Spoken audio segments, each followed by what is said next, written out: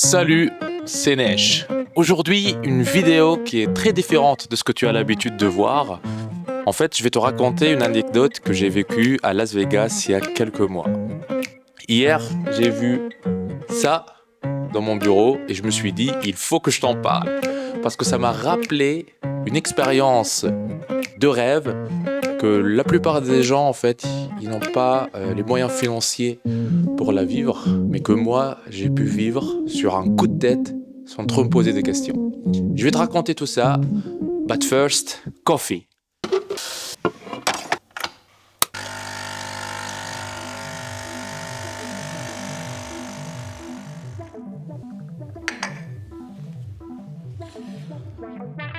Comme quelques-uns d'entre vous le savent, l'année dernière, j'étais aux States et j'ai fait mon road trip de rêve.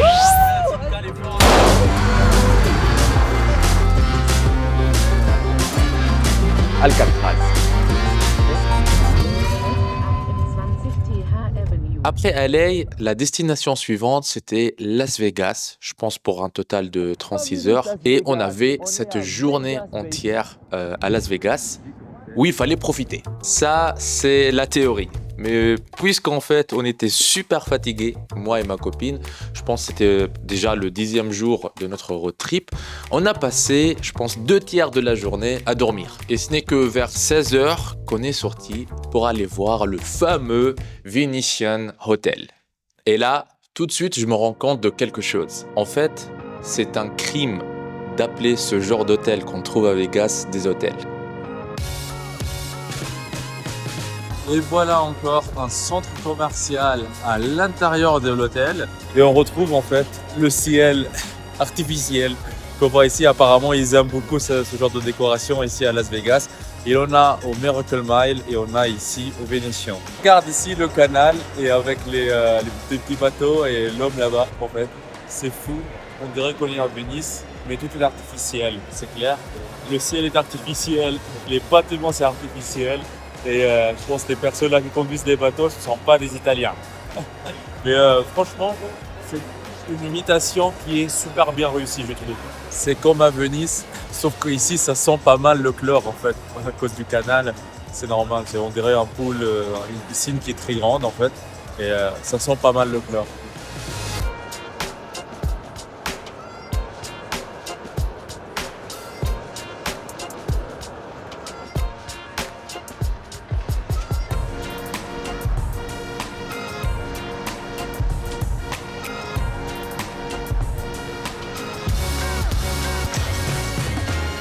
C'est pas un hôtel le truc.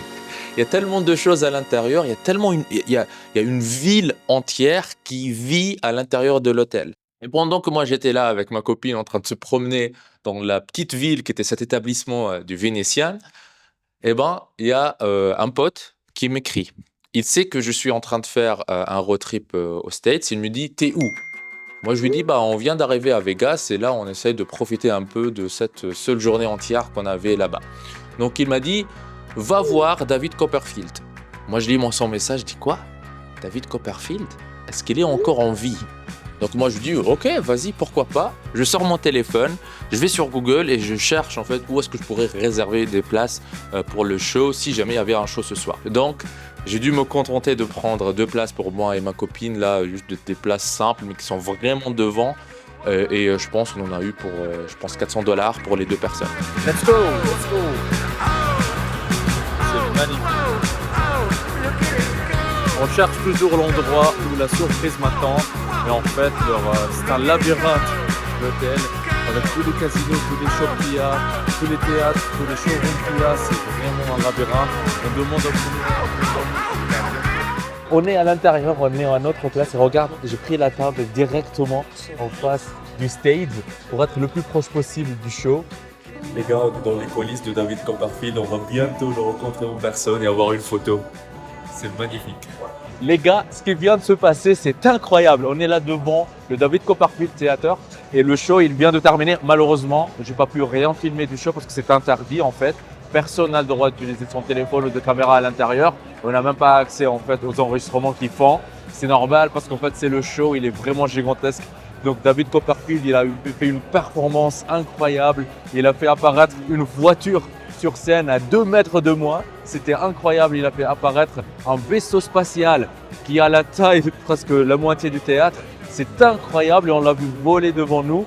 Et après, en fait, il y a un truc incroyable qui s'est arrivé aussi, parce qu'on était très proches en fait dans les premières rangées. À un moment, il voulait choisir quelqu'un, il voulait choisir une dame. Il a jeté en fait une balle au milieu de la foule, au milieu de spectateurs, et c'est moi qui l'ai attrapé. Mais puisque lui, en fait, il cherchait une femme, il m'a demandé de passer la balle du coup à ma copine qui était assise à côté de moi, et du coup, elle a pu participer à un de ces tours de magie. Et dans ce tour de magie-là, en fait, il a réussi à deviner déjà son prénom, le prénom de sa mère et aussi il y a quelque chose qu'elle voulait faire dans 2 ans. Par exemple, en fait, il lui a demandé comment tu t'appelles. Après, il lui a dit donne-moi une ville que tu aimerais visiter. Elle a dit New York. Après, il lui a demandé dans combien de temps elle voulait s'y rendre. Elle a dit donc peut-être 2 ans. Et il lui a demandé avec quelle personne elle voulait le faire. Donc ma copine, elle n'a pas dit moi, elle a dit sa mère, ce qui est aussi compréhensible. Et avant de finir le tour, il lui a demandé en fait d'aller sur scène et d'écrire sur un paperboard qui était caché, d'écrire le prénom et le nom d'une célébrité. Et du coup, après quand elle a terminé, il a affiché ce poster-là à tout le monde. Et après, il a affiché le nom, prénom que ma copine a créé. C'était vraiment Abraham Lincoln.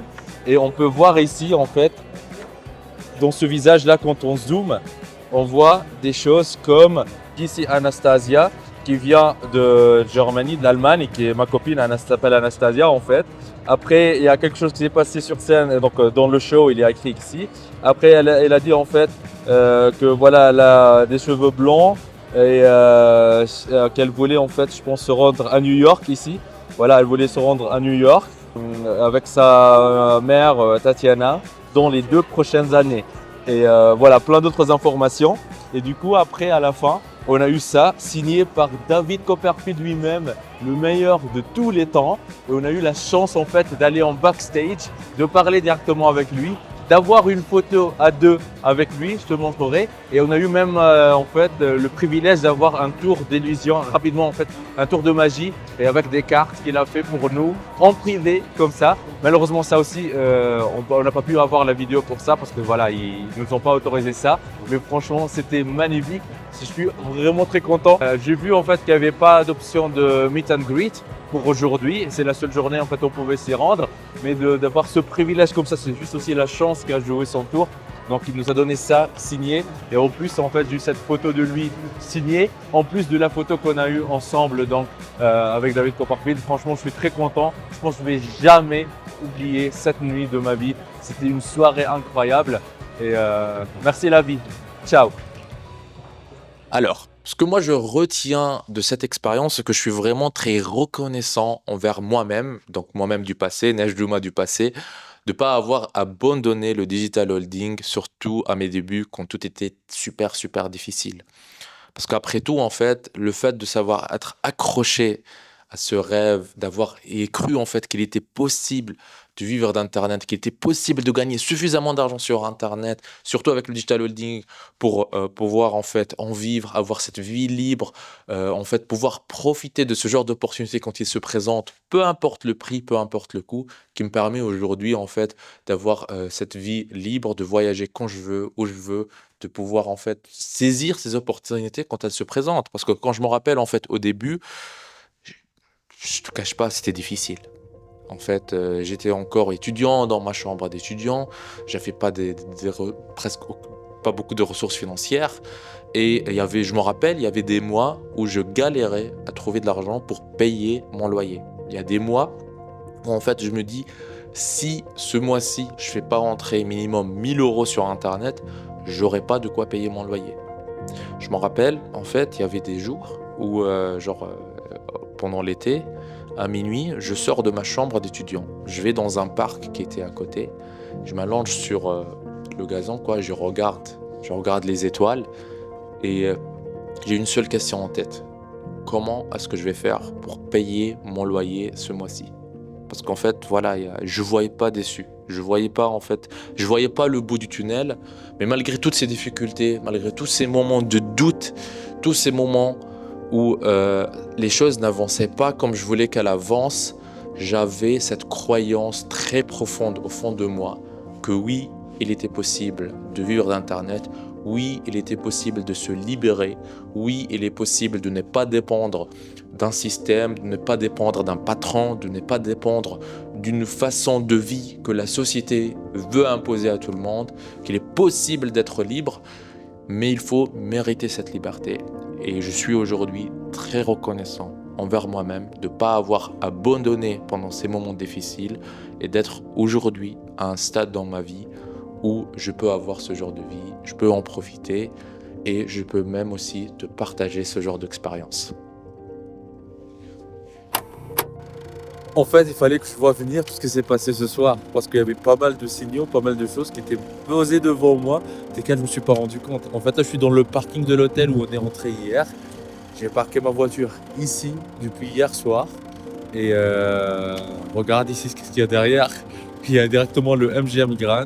Et la plus grosse affiche qu'on voit directement, c'est celle de David Copperfield, quoi. C'est genre comme des signaux comme ça dans la vie auquel fallait faire attention. Et aujourd'hui, la boucle elle est bouclée.